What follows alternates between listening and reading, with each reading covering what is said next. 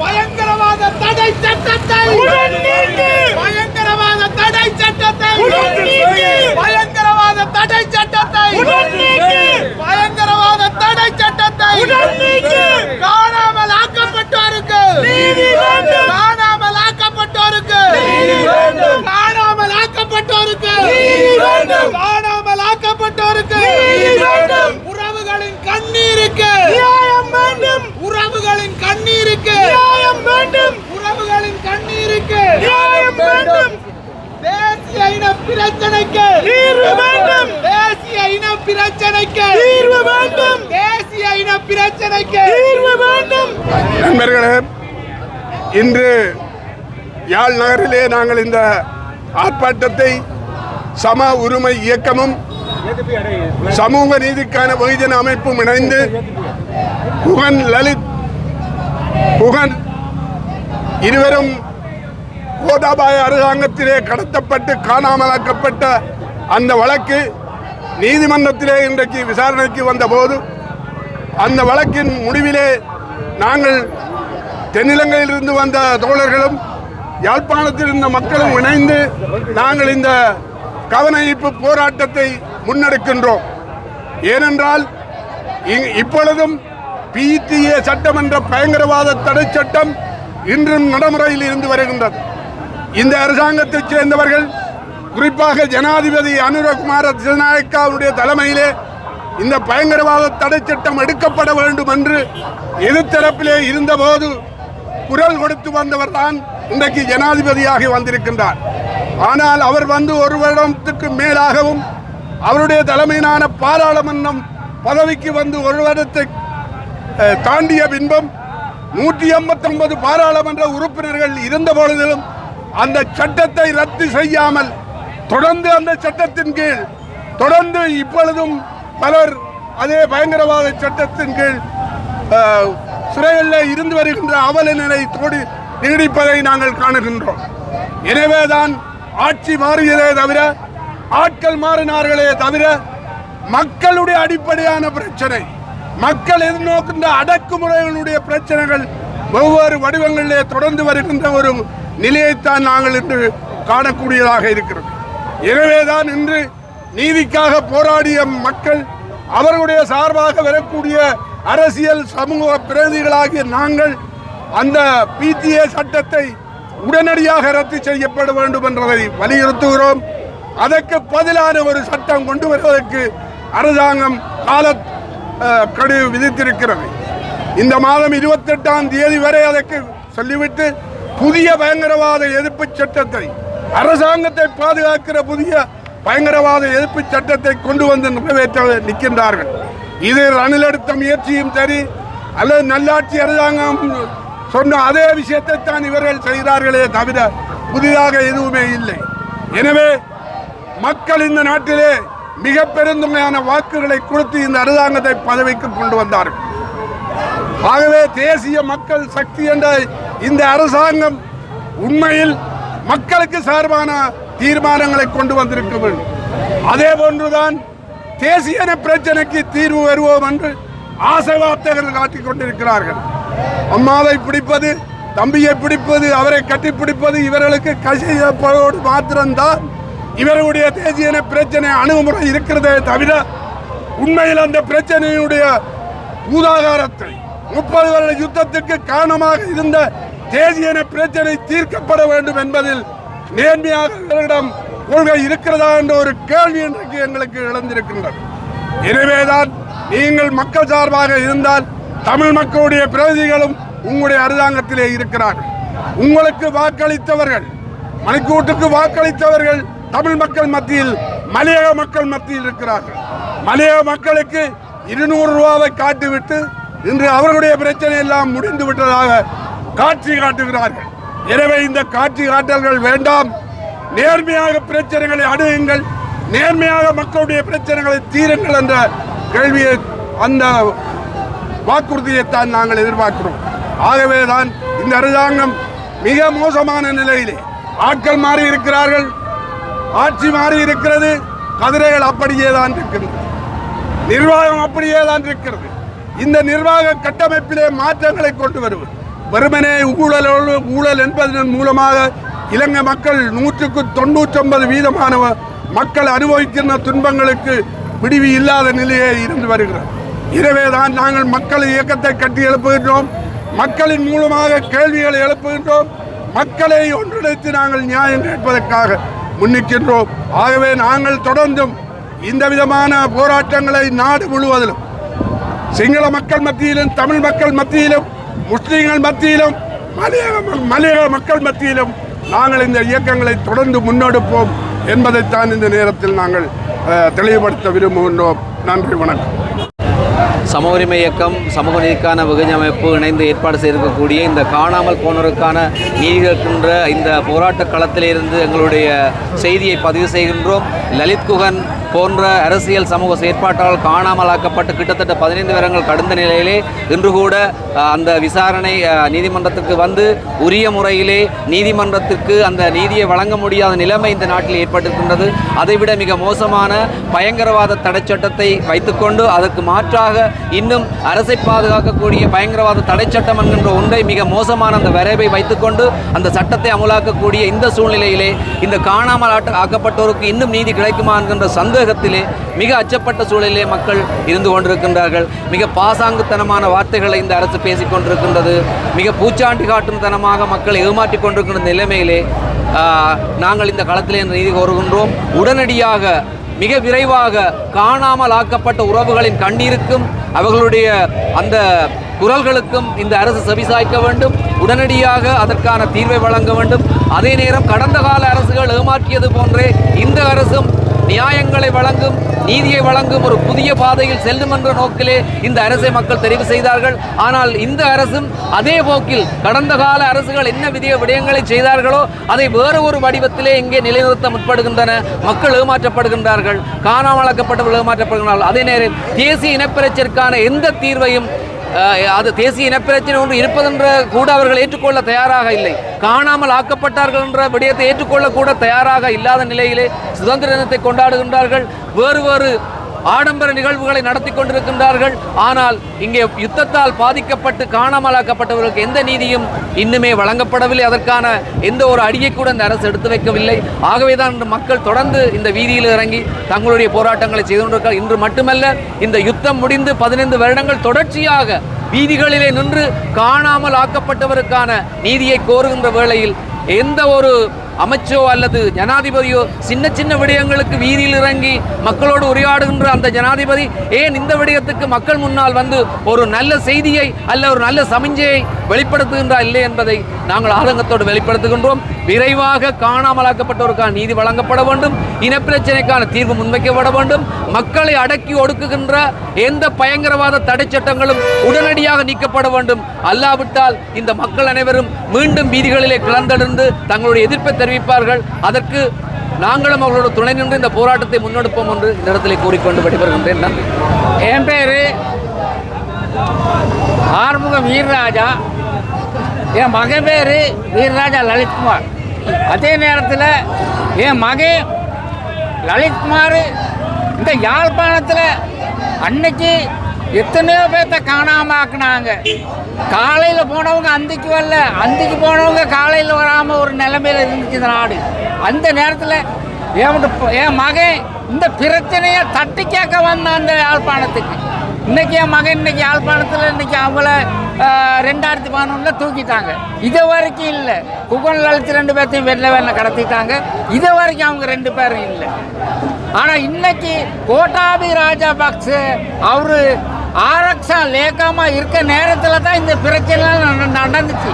அதுக்கு பிற்பாடு அவர் கோர்ட்டுக்கு வர சொல்லி நாங்கள் தீர்மானித்தோம். அவர் கொழும்பு கோர்ட்டுக்கும் வரல. அதுக்கு பிற்பாடு அவர் ஜனாதிபதி ஆகிட்டார். ஜனாதிபதி ஆகின பிற்பாடு அவர் கோர்ட்டுக்கு வரத்துக்கலான்ட்டார். இப்போ ஜனாதிபதியும் இல்லை, இப்போ அவர் கோர்ட்டுக்கு வரலாம் தானே. நீதியை அநீதியாக ஆக்கிக்கிட்டு இந்த நீதிமன்றமும் சரியான நீதி ஒன்று கிடைக்க மாட்டேங்குது. இன்னைக்கு வழக்கு இருந்துச்சு, லலித்துட்டு வழக்கு. இன்னைக்கு கோட்டாபி ராஜபக்ச வர்றான்னு சொன்னாங்க, ஆனால் இன்னைக்கும் வரல. அவர் சொல்லிட்டாலாம் ஆன்லைனில் நான் பேச்சுவார்த்தை கொடுக்குறேன், அதனால எனக்கு வார்த்தைக்கு அல்லாது எனக்கு பாதுகாவல் பத்தாது. அப்போ அந்த நேரத்தில் கோட்டாபி ராஜபக்ச அப்படி பாதுகாவல் இல்லாமல் இங்கே ஓட்டு கேட்க வந்தார். இன்னைக்கு அப்படி ஒரு பாதுகாவல் இல்லைங்கிற இன்னைக்கு அவர் ஜனாதிபதி இல்லையே நம்ம மாதிரி மனுஷன் தானே. இதெல்லாம் பொய் கதை தானே. இது அவருக்கு ஒரு சட்டம், எங்களுக்கு ஒரு சட்டம், உங்களுக்கு ஒரு சட்டமா? நீதிங்கிறது ஒன்றும் இல்லை. இன்னைக்கு நீதிமன்றம் சொன்னார் வார மாதம் 6ஆம் தேதி இந்த வழக்கை மறுபடி எடுக்கிறேன்னு சொல்லி. இந்த வழக்கு இதோட முடியாது, இந்த வழக்கு இப்படியே போகாது. ஆனால் நாங்கள் இதுக்கு விருப்பாடு இதை விட பெரிய ஆர்ப்பாட்டம் பண்ணுவோம். இதுக்கு சட்டப்படி என் மகனுக்கு மட்டும் இல்லை, இது காணாமல் போன மக்கள் அத்தனை பேர்த்துக்கு ஒரு முடிவு ஒன்றுக்காங்கிறதுக்காக நாங்கள் இன்னும் இந்த ஆர்ப்பாட்டத்தை நிப்பாட்ட மாட்டோம். இந்த ஆர்ப்பாட்டம் இன்னைக்கு எங்களுக்கு நடந்துருக்கு சரியான முடிவு ஒன்றுக்காங்க தட்டியும். මම සමාහිතය ව්‍යාපාරය කැඳුම්කරු ඉන්ද්‍රානන්ද සිල්වා. අද අපි සමාහිතය ව්‍යාපාරය ලෙසත් සමාජ සාධාරණත්වය උදෙසා ජනතා ව්‍යාපාරය ලෙසත් අද යාපනය නගරමේ උද්ඝෝෂණය කරන්න ප්‍රධාන කාරණා දෙකක් මූලික කරගෙන.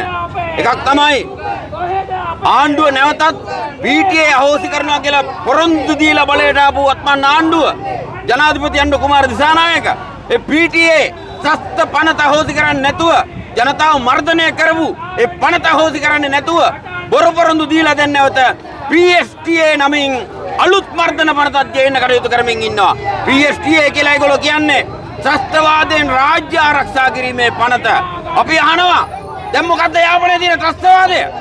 ත්‍රස්තවාදයෙන් රාජ්‍ය ආරක්ෂා කරගන්න පනත් ගේන්න හදන වෙන මොකුත් නෙමෙයි. ජනතාව මර්ධනය කරන්න. ආණ්ඩුව දීපු බොරු පොරොන්දු අද එකින් එක කඩම් වැටිලා ජනතාව ඉදිරියේ නිරුවත් වෙනකොට, ජනතාව කලකිරීමටපත් වෙනකොට අද ආණ්ඩුවට සිද්ධ වෙලා තියෙනවා ජනතාව මර්ධනය කරන අලුත් පනත් ගේන්න. ඒ පනතේ තියෙනවා දේශපාලන පක්ෂ තහනම් කරන්න පුළුවන්.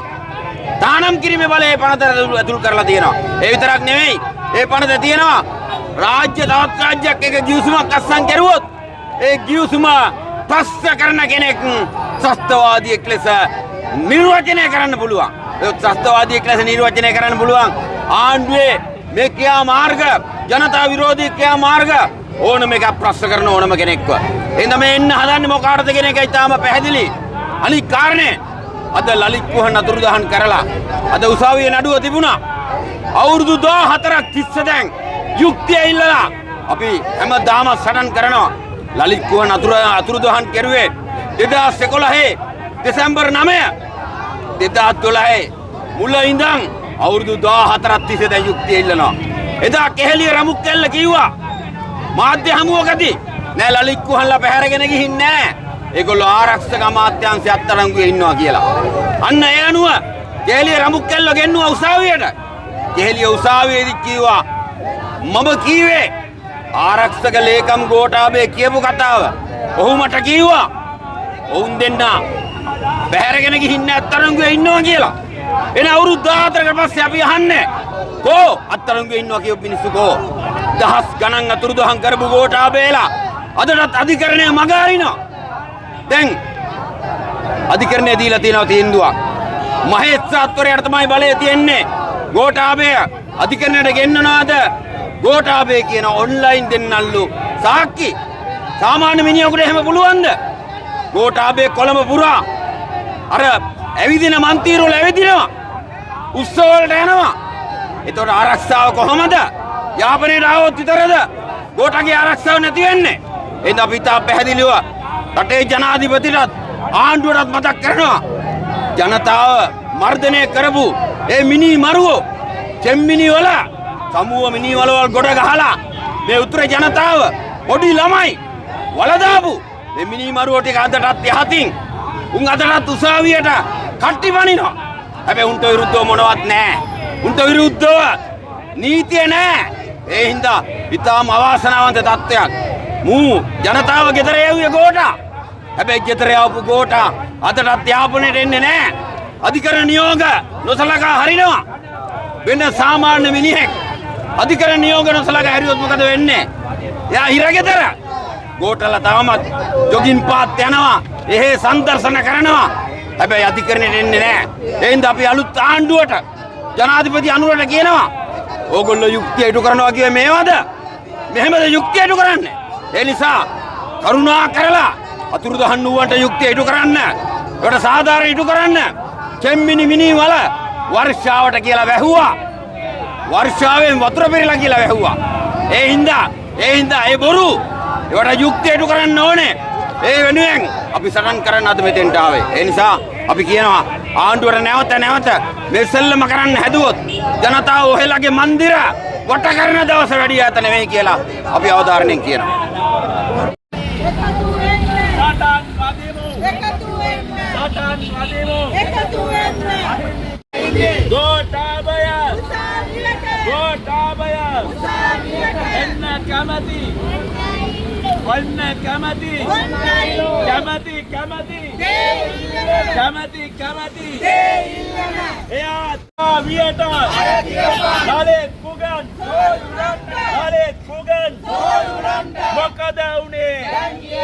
මොකද උනේ දහස් ගණන්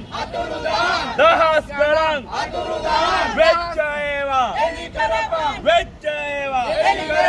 අපි එනවා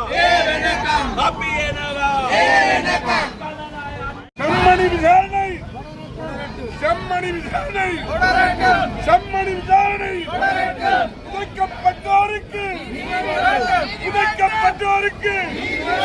உதைக்கப்பட்டோருக்கு செம்மணி விசாரணை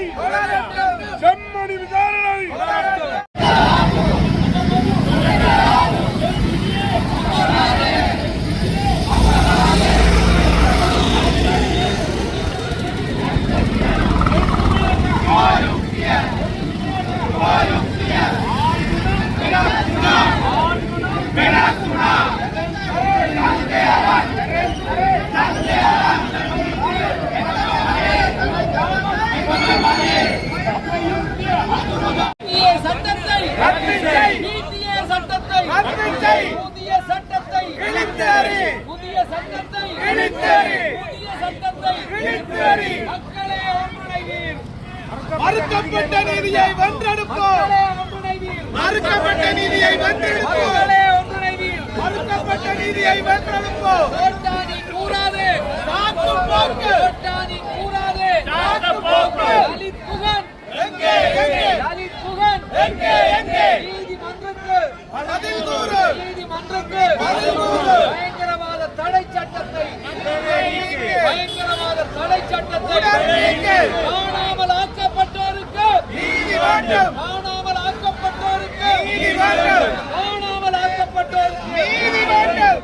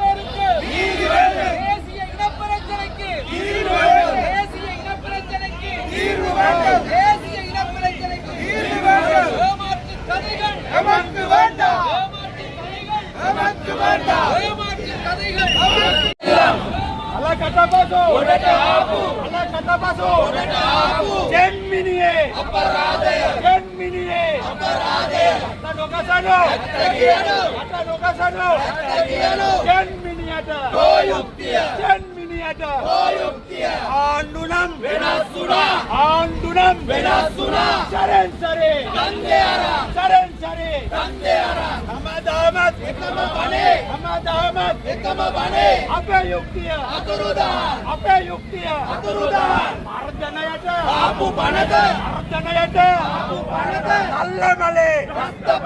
නල්ලමලේ අහෝසි කර පීටියේ සම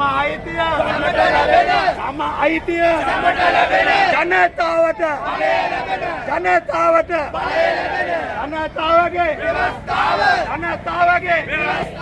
சம உரிமை இயக்கத்தின் ஏற்பாட்டில் காணாமல் ஆக்கப்படுதல்களுக்கு எதிராக இன்றைய தினம் யாழ் நகரில் போராட்டம் ஒன்று முன்னெடுக்கப்பட்டது.